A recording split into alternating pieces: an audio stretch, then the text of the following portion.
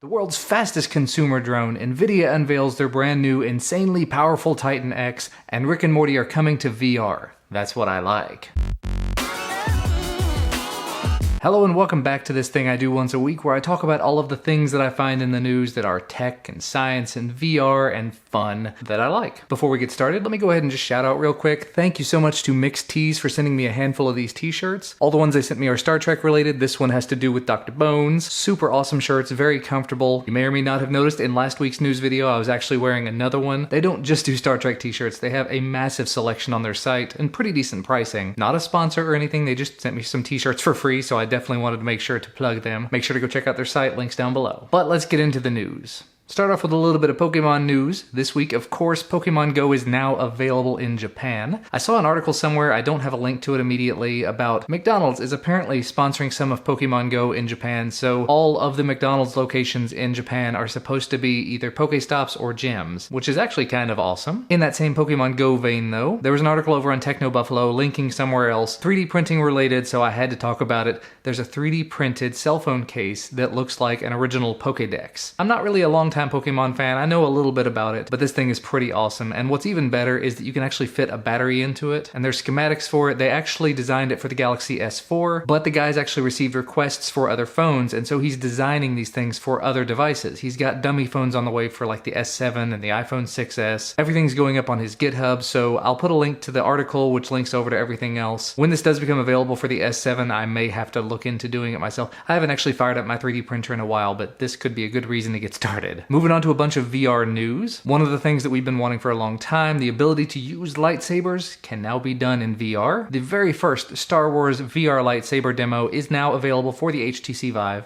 And not only that, it's free. Now the article over on Ars Technica basically says, don't buy the Vive for this, but if you have the Vive, get this. I haven't actually had a chance to test it out yet, because I haven't had a chance to play the Vive in a long time, but I will definitely have to do that. And as I mentioned in the intro, there was a 15-second teaser that a Rick and Morty game is going to be coming out for some form or fashion of VR. They specifically mentioned the HTC Vive in the Verge article, so I can only assume that's the primary platform it's coming to. And I'm going to go ahead and make myself look bad here again. I've never actually seen Rick and Morty. I probably ought to look it up. I know I've had several people tell me, you've got to see Rick and Morty, so maybe this will convince me to watch some of it before actually diving into the VR game. Background noise.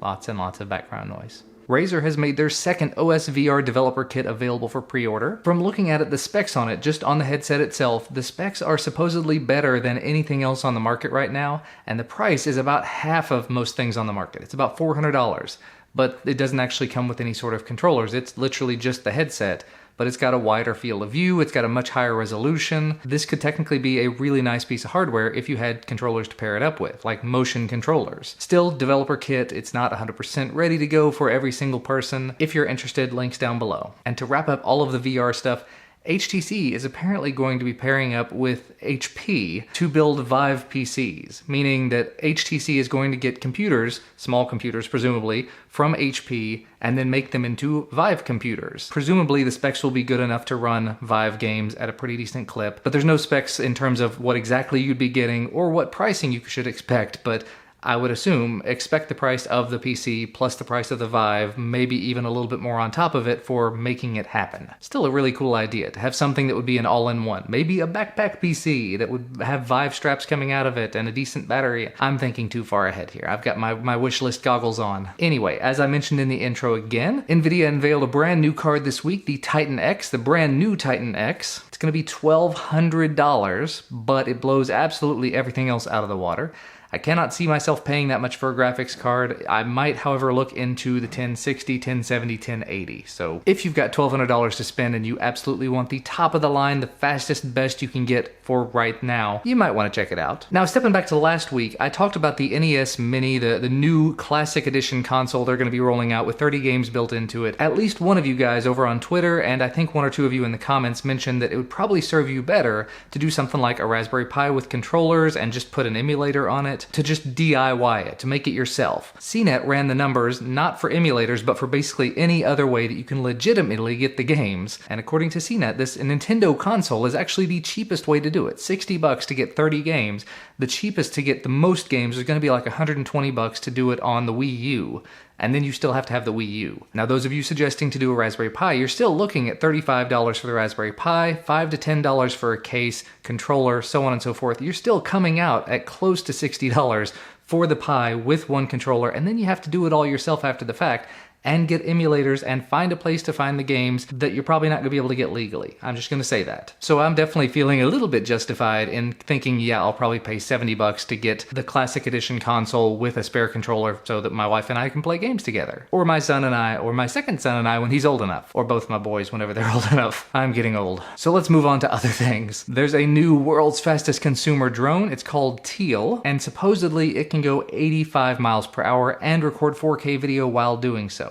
It can run in up to 40-mile-per-hour winds. It's somewhat waterproof, meaning it can go in like rain and snow. It's not going to be able to submerge or anything. But the price tag on it is about $12.99, which puts it on par with the new Phantom 4. And if the demo video from it is actually video from the drone itself, it's pretty decent quality video. I'd have to look more into it. I'm still up in the air about where to go moving forward with drones. I love my Phantom 3 standard, and I don't see a reason to upgrade personally, but if you are in the market for a new one, this may be another one to add to your short list. And a couple of things about action cams. If you have a GoPro and you're interested in doing 3D video, like I guess virtual reality style video, but not 360, there's a lens from Vitrima. There's an article over on CNET talking about it. It was the product of a successful Indiegogo campaign, and apparently at the time of the article being written, it was available for $89, but now it's about $129, or it will be when it's available in the fall. And you just put this lens in front of your GoPro camera, and it splits the footage in half and offsets it just a little bit so that it becomes sort of stereoscopic 3D video. A very cool option. I don't actually have a GoPro that would work with it, and I don't know if I could justify it just for getting the 3D, not 360 video, but it might be a good option for one of you guys. LG also unveiled a brand new action cam, the LG Action Cam LTE. It looks like one of the lipstick batteries, but with a camera lens on the end. Or maybe if you had the GoPro Hero 4 Session in a 3D modeling program and then extruded it out. It looks kind of like this, but 2 to 3 times the length. But it's a 4K action cam, it's IP67, so it's waterproof, but it's not exactly let's put it underwater forever kind of waterproof. It's also got a Snapdragon 650 processor, 2 gigs of RAM, 4 gigs of storage built in,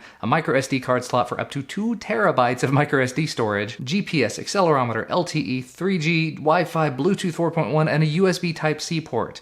All of the new LG things are coming with USB Type-C ports. I guess the future is actually coming. And like the previous LG Friends that they've been rolling out, it's available in Korea, but it's not in other countries at this point, and may never make it to other countries.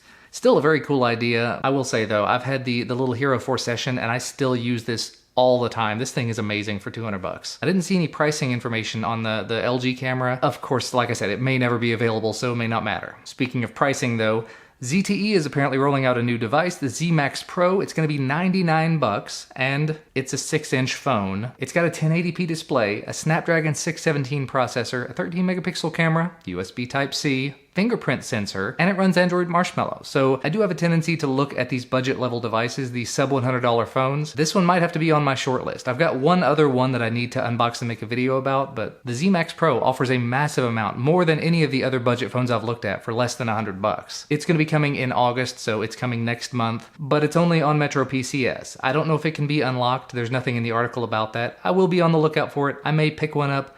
It may turn into a giveaway if you can't unlock it. Speaking of which, there may be some giveaways on this channel coming up soon. Be on the lookout for that next month. And the very last story, just to wrap things up, electric vehicle news. There is now an autonomous people mover that is electric called Ollie. It's in National Harbor, Maryland. And like I said, this is a people mover. This is like a little bus. It can seat 8 to 12 people. It can go between 12 and 18 miles per hour and a range of up to 60 miles before it has to recharge. And honestly, I can see this as being the wave of the future. Any sort of public transit system that's all electric, that's hands-free, that's supposedly decently safe. Very cool stuff. And you know what? I think that's actually where I'm going to wrap things up for today. Again, make sure to check out Mixed Tees. These tees are just awesome. And there's even cooler ones out there. You got to check them out. But as always, thank you guys so much for watching. Leave a thumbs up down below the video if you liked it. Subscribe to receive more when they become available. And I will see you again next time.